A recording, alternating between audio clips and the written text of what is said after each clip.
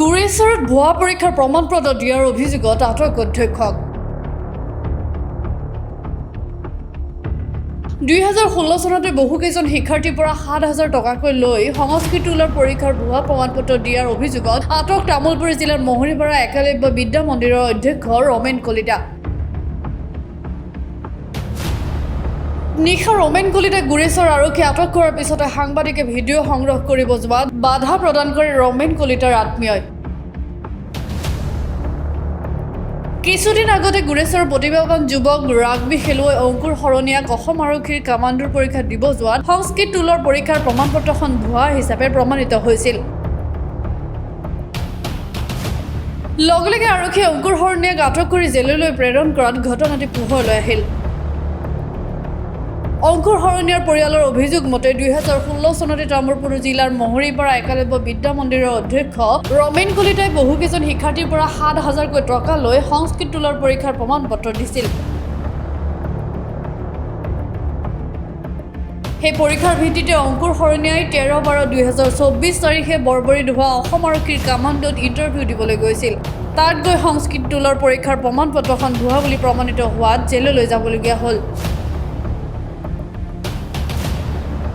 আজি গুৰেশ্বৰ আৰক্ষীয়ে মূল অভিযুক্ত ৰমেন কলিতাক আটক কৰাত কঠোৰতম শাস্তিৰ দাবী তোলে অংকুৰ শৰণীয়াৰ পৰিয়ালে।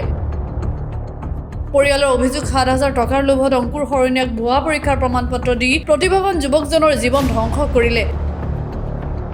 যদি অংকুৰ শৰণীয়া পৰীক্ষাত ফেইল হৈছিল তেন্তে ফেইল বুলি দিব লাগিছিল। সেয়েহে মূল অভিযুক্ত ৰমেন কলিতাক শাস্তিৰ লগতে অংকুৰ শৰণীয়াৰ ন্যায়ৰ দাবী তোলে পৰিয়ালৰ লোকে।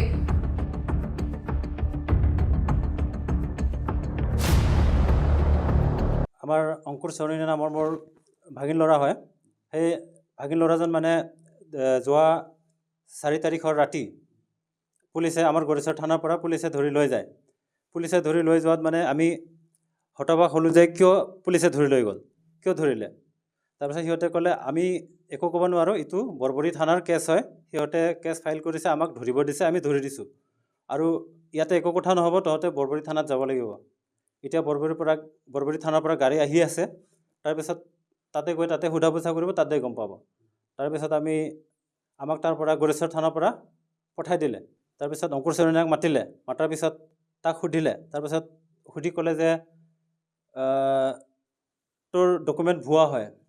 কি ডকুমেণ্ট ভুৱা? তাৰপিছত তই ইণ্টাৰভিউ দিব গৈছিলি? ইণ্টাৰভিউ দিব গৈছিলোঁ। তাৰপিছত তাতে ভুৱা চাৰ্টিফিকেট লয়, কিয় ইণ্টাৰভিউ দিব গ'লি? তই ক'ৰবাত কিনিবলৈ গ'লি? মানে পুলিচ কামাণ্ডৰ ইণ্টাৰভিউ হৈছিলে ডিচেম্বৰৰ 12 তাৰিখত। 12 তাৰিখত ইয়াৰ পৰা গৈছে, 13 তাৰিখত হৈছে। বৰবৰী থানাৰ অন্তৰ্গত তাতে সেই ফিল্ডতে হৈছিল বোলে। তাৰপিছত তাতে কেইজনমান মানুহক মানে বেলেগ বেলেগ কৰি ছাইড কৰি থৈ দিছে। ছাইড কৰাৰ পিছত সিহঁতক আৰু এটা ডেট দিছে যে 27 তাৰিখে তহঁতে আকৌ আহিবি। তেনেকৈ মানে কোৱাতে সিহঁতে এখন ফৰ্ম দি দিছে যে এই ডেটত আহি যাবি তহঁতে। তাৰপিছত সি আকৌ ৰাগবী খেলে, সেই ল'ৰাজন ৰাগবী খেলে আৰু কেম্পিং কিবা এই জংঘলৰ ৰাফটিং এইবিলাক কৰি ফুৰে। তেওঁৰ চাৰ্টিফিকেটখন ভুৱা বুলি কৈছে। আমি সেই কাৰণটো আমি ইমান গম পোৱা নাই। প্ৰথমতে ইণ্টাৰভিউ দিয়াতে ক'লে কি এইখন ভুৱা। কিহৰ কাৰণে ভুৱা? অংকুৰক সুধিলে। অংকুৰে ক'লে যে এইখনটো মই লিগেলি দিছোঁ, মই ৰমেন কলিতা ছাৰৰ দ্বাৰা মই এইটো পৰীক্ষা দিছোঁ। এইটো সংস্কৃত টোল বুলি সেই পৰীক্ষা দিছিলে। 2016 চনত দিছে। 2016 চনত দিছে শনেশ্বৰ বৰবৰী, ৰ'বক মই নামটো পাইছোঁ, শনেশ্বৰ বৰংগাবাৰী সংস্কৃত বিদ্যালয়, এই স্কুলখনত তেওঁ পৰীক্ষাটো দিছে। তাতে পুলিচ গাৰ্ডো আছিলে বোলে। তাতে যিমান দিন পৰীক্ষা হৈছে গৈছে, সিহঁতে ঘৰৰ পৰা আপ ডাউন কৰিছে, বৰষুণৰ বতৰত তেনেকৈ ভিজি গৈছে সি। তাৰপিছত আৰু লাষ্টৰ দিনা বোলে 2জন মানুহক এক্সপেলো কৰিছে। সেই কথাটো মানে তেওঁ নিজে কৈছে, অংকুৰ শৰণীয়াই। আৰু তেনেকৈ সেই স্কুলত যিহেতু পৰীক্ষা দিছে, সেই বৰ্ডত পৰীক্ষা দিছে, সেইখন কেনেকৈ ভুৱা হ'ব পাৰে? আমাৰ মতে সেইখন ভুৱা নহয়, তাৰ মতে ভুৱা নহয়। সেইখন সি লিগেলি পৰীক্ষা দিছে। আৰু যেতিয়া ইণ্টাৰভিউ দিব গ'ল তাতে কেনেকৈ ভুৱা বুলি প্ৰমাণিত হ'ল? যদি ভুৱা হয়, আমাক কিয় ভুৱা চাৰ্টিফিকেট দিছে, যদি সি ফেইল কৰিছে ফেইল কৰা চাৰ্টিফিকেটখন কিয় নিদিলে। এই চাৰ্টিফিকেটখন দিছে ৰমেন কলিতা ছাৰে দিছে। ৰমেন কলিতা টেঙাজাৰ মহৰীপাৰাৰ থাকে, তাতে তাৰ প্ৰাইভেট স্কুলো আছে। তেখেতে প্ৰিন্সিপাল হয়, সেই স্কুলৰ প্ৰিন্সিপাল হয়। স্কুলখনৰ নাম আছিলে একলব্য মহৰীপাৰা একলব্য হাইস্কুল, সেইখনৰ মানে প্ৰিন্সিপাল হয়। আৰু তেখেতৰ জৰিয়তে মানে অংকুৰ চৰণে পৰীক্ষাটো দিছিলে। টকা পইচা লৈছে, 7,000 টকা লৈছে বোলে। 7,000 টকা লোৱাৰ পিছত আৰু তেনেকুৱা যে হ'ব আমিতো নাজানো।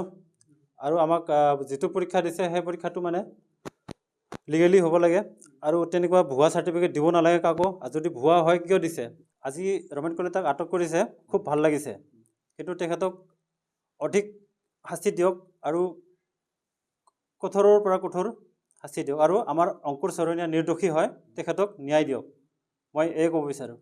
তেখেতে পইচাৰ বিনিময়ত চাৰ্টিফিকেট দিয়া নাই, তেখেতক মানে লিগেলি পৰীক্ষা পাতিছে, পইচা লৈছে, পিছত চাৰ্টিফিকেট দিছে। মানে পৰীক্ষা পতাৰ 1.5-2 মাহ পিছত চাৰ্টিফিকেটখন দিছে বুলি আমি জানিব পাৰোঁ। পইচা 7,000 টকা দিছে। এই চাৰ্টিফিকেটখন ভুৱা বুলি গম পালোঁ যেতিয়া কামাণ্ডো পুলিচ ইণ্টাৰভিউ হৈছিলে বৰবৰী থানাৰ অন্তৰ্গত, তাতে সেই ফিল্ডতে হৈছিলে বোলে। তাৰপিছত তাতে ভুৱা বুলি প্ৰমাণিত কৰিছে সিহঁতে, আৰু সেই ভুৱা প্ৰমাণিত কৰি পেলাই অংকুৰ চৰণীয়াৰ ওপৰত কেছ দিছে বুলি আমি গম পাইছোঁ।